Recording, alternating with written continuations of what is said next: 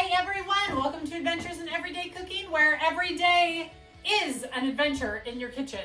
And sometimes it's an adventure with disastrous results in my kitchen. In fact, this week I did a couple of recipes that I recorded for you, and I was so unhappy with the results, I'm like, nope, out of here.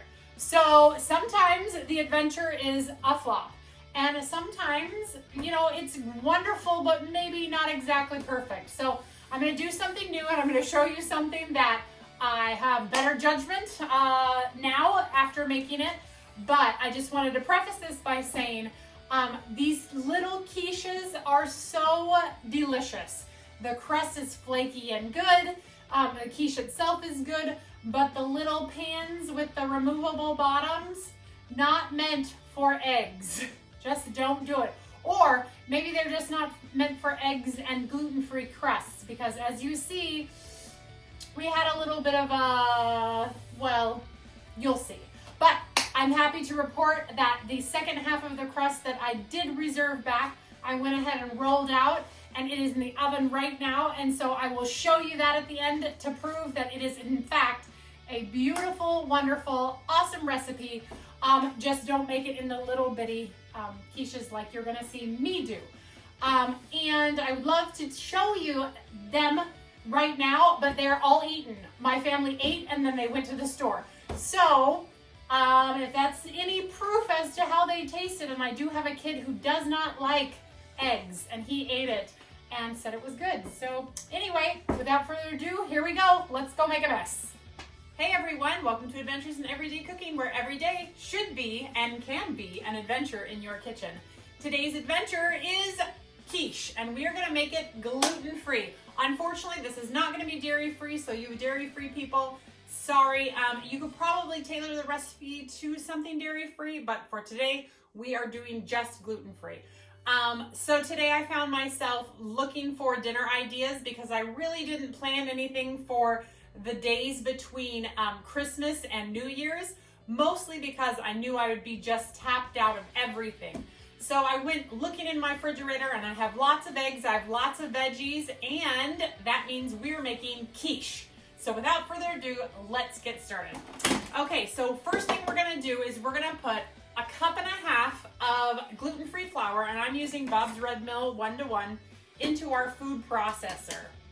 If you don't have a food processor, you can totally use your hands, but I find using my food processor speeds up the process and incorporates my butter way, way, way, way better than anything else.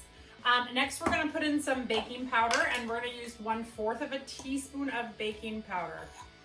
If your flour blend does not have xanthan gum in it, you will want to add 3/4 teaspoon of xanthan gum, but my Bob's Red Mill does have xanthan in it. Next, we're going to add some kosher salt, about 1/2 teaspoon.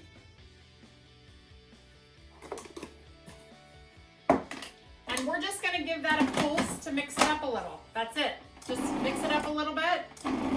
Make sure it's incorporated kind of together.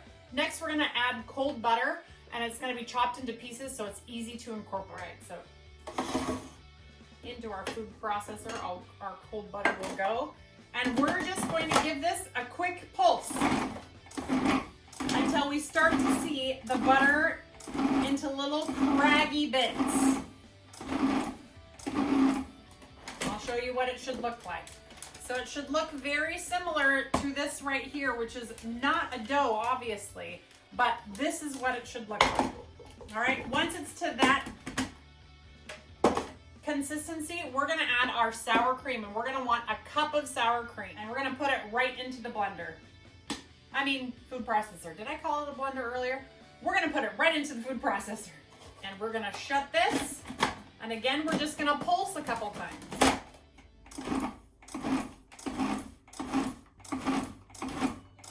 And as you start to pulse, I'll take this off so you can see. You can already see it starting to come into a little dough here. And we're just going to continue to pulse until it all pulls together.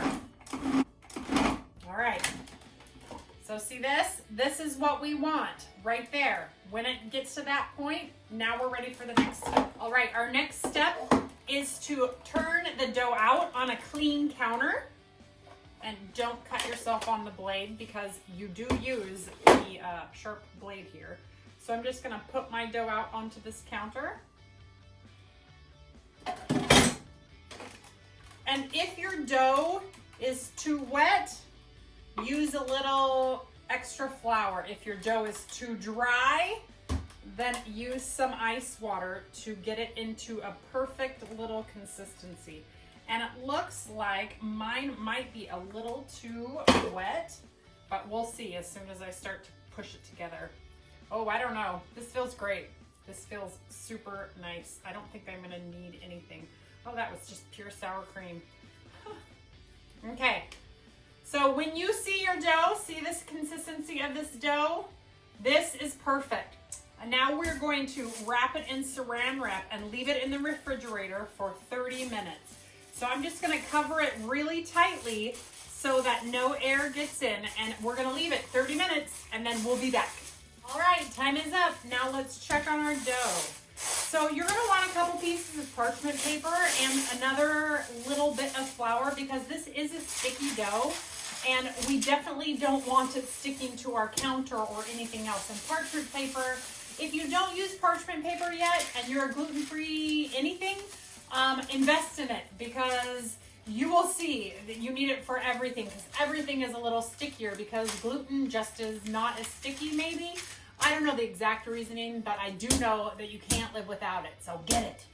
Okay, so we're gonna take a little bit extra of our flour and we are going to sprinkle it on top and sprinkle it underneath. So just sprinkle it well because you don't want it to stick. And then we're gonna grab our rolling pin. I failed to get out. So I'm using a marble rolling pin, which if you don't have a marble rolling pin and you have one of the wood ones, I didn't know the reason that people had marble. And so I like push it off and push it off and push it off. And then one day at a consignment shop, I actually found this one for like $12. And I was like, shoot, okay, I'll buy it. Oh my goodness. I don't know what I did without it. So if you don't have a marble rolling pin, get one. They're really awesome. Okay, so we're just going to roll out this dough very carefully. Now, did you see how I just kind of pushed it once? I pushed it once and then I'm going to turn our dough. So actually I just want to turn the dough, not the parchment, but turn the dough and then we're going to roll it the other direction. And the reason we do that is because this dough is not like normal pastry dough. Look, I did it again. I want to turn the dough, not the parchment. Hold on. And the reason is because we want to ensure that it's not sticking. So gluten-free dough generally is just not like other doughs. And you'll know that if you gluten-free bake at all. Or if you used to not gluten-free bake and now you do, you'll do recipes and you'll think this is totally wrong because I cannot, it's not looking like the correct dough. That's because it's gluten-free dough. It just is. It's something that you kind of get used to when you are a gluten-free baker. And yeah, so I think at this point my dough is not wet enough that I can use my without any parchment, so it's not too sticky. And you'll see it's kind of pulling apart a little bit. That's going to be natural because of the gluten-freeness of it. All right, and I'm going to use, if we were doing a big, huge quiche, I would go ahead and cut this in half and then do 2 of each. But we're actually going to use these cute little quiche pans that my husband got me for Christmas. So I'm going to grab a knife and I'm going to just make sure that my dough is pretty even over here. And with this marble rolling pin, I don't have to press very hard. It's really kind of amazing. So once I see my dough kind of coming apart like that, that means it's probably thin enough. And we are going to just give it a little, we're going to trim right around like so. It doesn't have to be perfect because we are going to press it into the pan anyway, and be careful because it's gluten-free, so it's going to be a little shady. All right, so here we're going to take our little round and we are going to just set it right inside. And you'll see I didn't do a perfect job. Obviously, I'm not perfect, but we're just going to press into all the sides like this. And I'll show you what to do with the hole that I created on accident. So, but this dough feels great. All right, so I'm gonna push off all of the edges. So once it's at the top, go ahead and press down and get all of the extra dough off.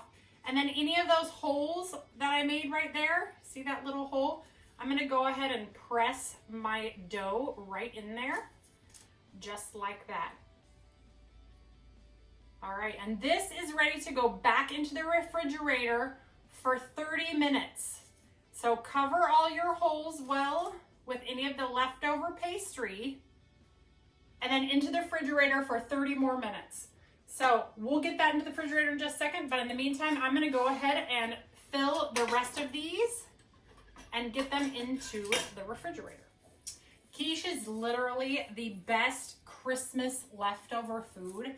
You can put all of your leftover vegetables, all of your leftover meats into these little quiche and make individual quiche for all of your family, which is what's going to happen. You won't see it in video because no one likes to be videotaped, but I will, after I make mine, and you get to see me make mine, I will send my kids and my husband in here to tell me what they want in theirs, and so everybody gets their own little quiche. So it's a fun one. Quiche is fun, and it's versatile. You can really just put whatever you want. And this recipe will make 12 of these, but I only have 6 tins, so I'm gonna make 6. And then I'm gonna roll up the dough and put it back in the refrigerator so that when they come out, I can clean them and make it again.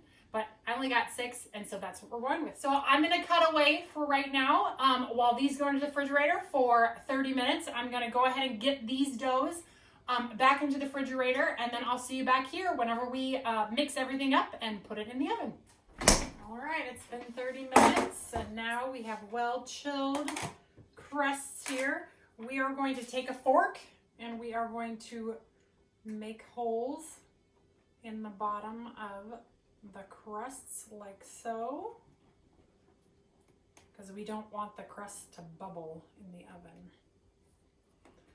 Preheat your oven to 375 because these are going to need to bake for about 10 minutes. Then we're going to take some of our leftover parchment. So I actually am recycling this parchment. That's the stuff that I use to roll it out. And we're going to put some pie weights in there to weight down just a single layer of pie weights. There we go. Just like that. Hopefully I have enough. If not, you can use dried beans, dried corn, anything like that will work to weigh down your pie crust. All right, and into the oven, they're gonna go for about 10 minutes or until the edges of the crust look nice and golden brown. So into the oven they'll go. In the meantime, let's get our eggs ready. So in this bowl, I have my 5 eggs and we have 1 cup of milk. So we're just gonna whisk them all together.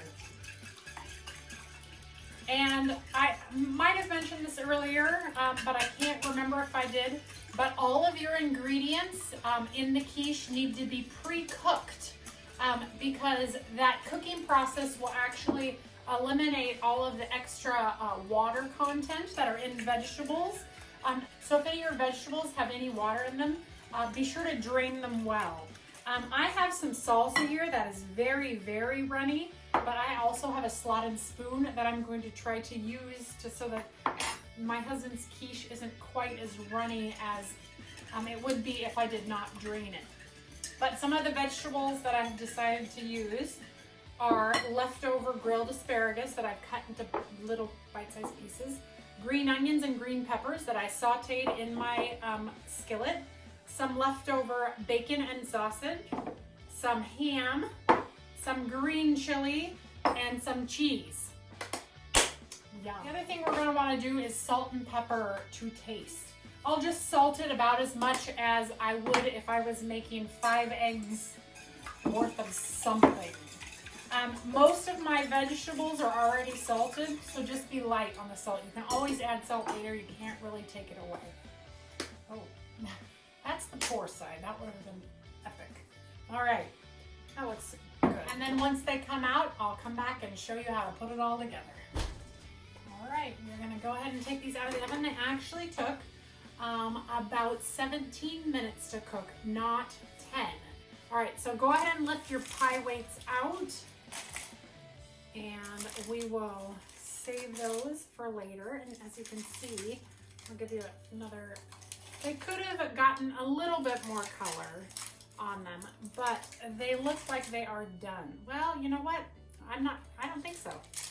I think they should go back in.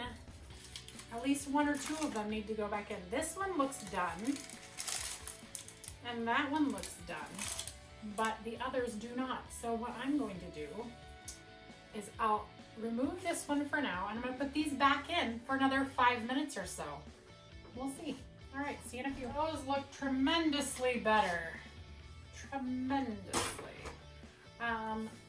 A couple of them could still use a minute or 2. So just keep that in mind. The thicker your crust, the harder it's going to be to cook. So I'll take the couple. Let's see that. Let's see if I could get a good picture up close. See how beautiful that is? That is nice and cooked. This one, see how there's a little bit of translucentness? Oh, I don't want to grab it with my other hand. Let me grab another glove. Because with my luck, I'll be like, here, let me just burn myself for you. Okay, there we go. So see how it's translucent like that? That means it's going to be a soggy bottom, and no one likes a soggy bottom. So I'll take the couple that don't have the soggy bottom look, and I'll put the other 2 back in. See the soggy bottom look? See the difference? Let's see if we can show you the difference. See the difference there? And we'll put those back in probably for another 3 minutes. In the meantime, let's get to filling these ones. So this is the one that's completely cooled. It cooled for 5 minutes while these ones were in there. So I'll take this one first. Put that trivet over there. And we are going to sprinkle cheese in the bottom. So just sprinkle a little cheese. And then we're going to sprinkle whatever other kind of veggies we want. So we're gonna go with a little green onion and green pepper, just like that. And then a little bit of bacon and some sausage. There we go.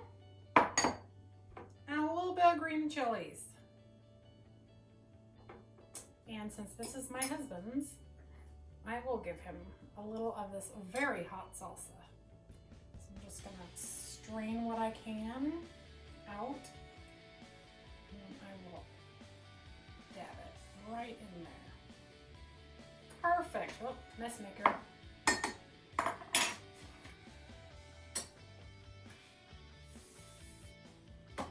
All right, and then I'm gonna take some of the egg mixture, and I'm gonna just pour it right over the top.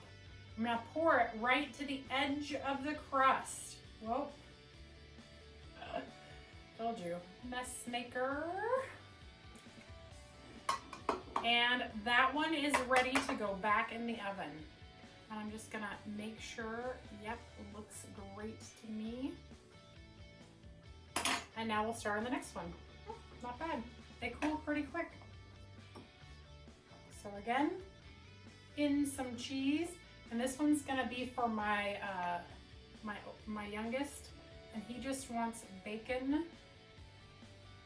and some egg. There we go. Let's just stuff that bacon down inside. Perfect. All right, next, some cheese. Now we're gonna put some asparagus. and some ham. Maybe not quite that much ham. And some green chilies.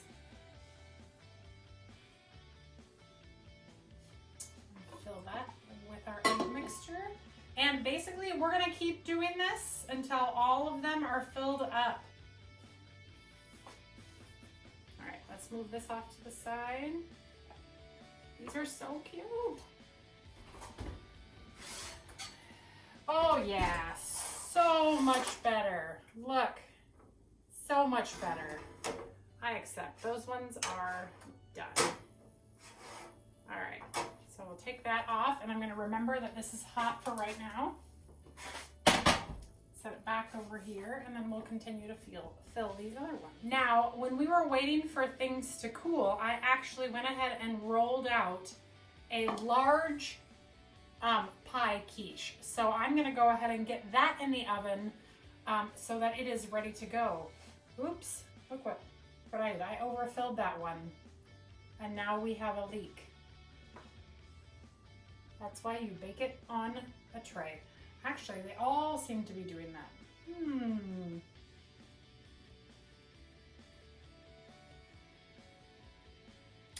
I think that poking the holes in the bottom with this kind of quiche tin is making it leak. So, all right, adventure is out there. That's okay. We will deal. What we're gonna do though is we're gonna line our baking tray with foil so that we don't have a super stuck on mess to clean. All right, let's go with it. We'll see how it turns out.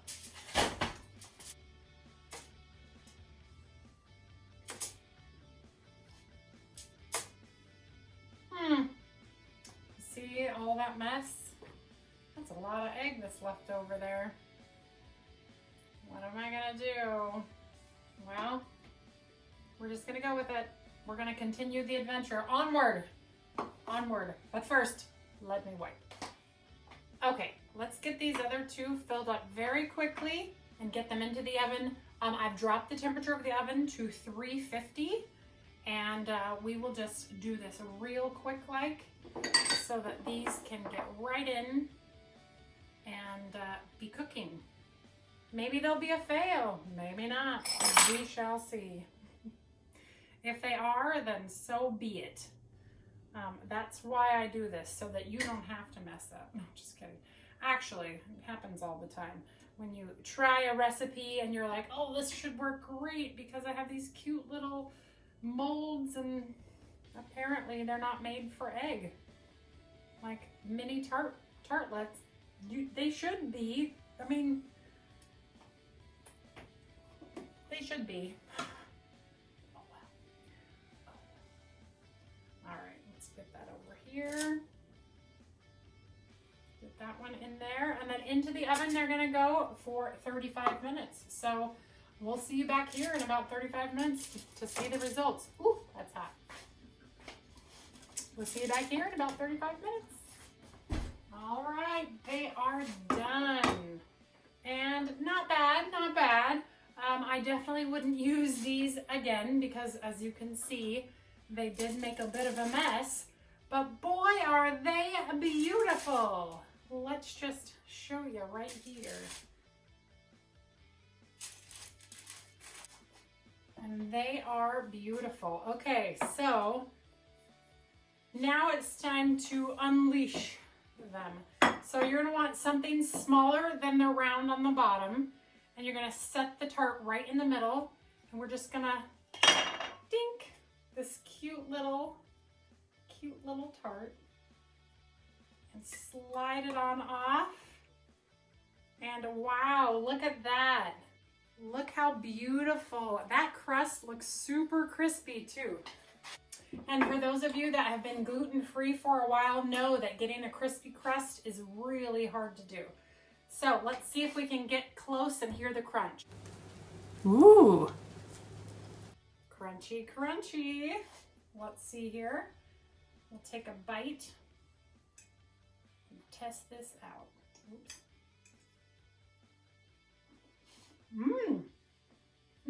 That is nice and crunchy.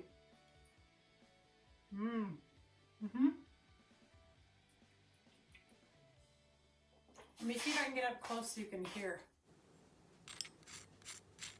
You hear that? Nice, crunchy, flaky, beautiful crust. And the taste is very good. It's light. That's a crust I'll make again. Yeah. All right. I call this a success. I don't know that I'd ever use these again for quiche, but I'll definitely use them for tarts or some other kind of sweet treat that doesn't have a runny, gooey inside. So, or at least a cookie bottom or something that's a full bottom. I didn't think that one all the way through. But that's it. I'm going to go ahead and get these out to my family. We interrupt this broadcast to say that's not the end. That's not goodbye. Instead, here is the whole quiche that I made with that leftover crust. The edges of the crust caught a little because I actually browned it too long in the blind bake, but the quiche itself came out so beautiful and so amazing.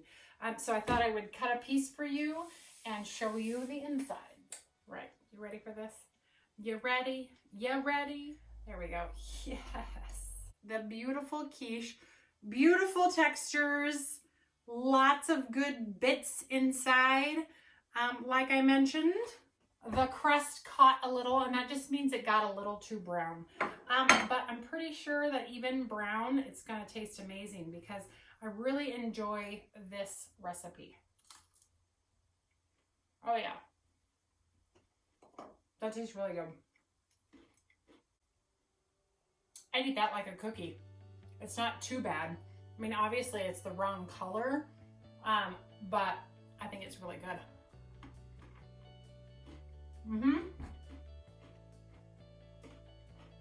So as far as a gluten-free pie crust, this is phenomenal.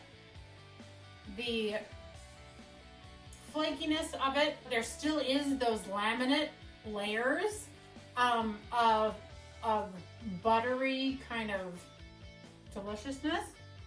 And I would honestly eat a whole pie of just this crust if I was forced to. Or maybe if I wasn't even forced to. I don't know, I'm just saying.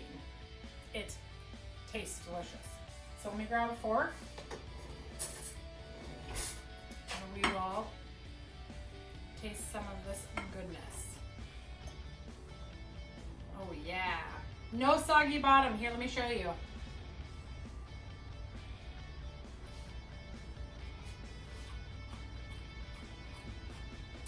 No soggy bottom. I have to do the soggy bottom dance. The no soggy bottom dance. No soggy bottom. Paul Hollywood, eat your heart out. Just kidding. Yeah, that's it for today. So thank you for joining me in this adventure in everyday cooking. I hope you enjoyed yourself. If ever you have tried one of my recipes, if you will just let me know in the comments, that really helps me know what people are enjoying and what to do more of and that kind of stuff. If you're not subscribed, please do so. It's fun. I do videos every Monday and Friday. And yeah, there's a lot of great things planned for 2020, so I hope you'll join me. Okay, you guys, well, thanks for joining. We'll see you next time. Bye.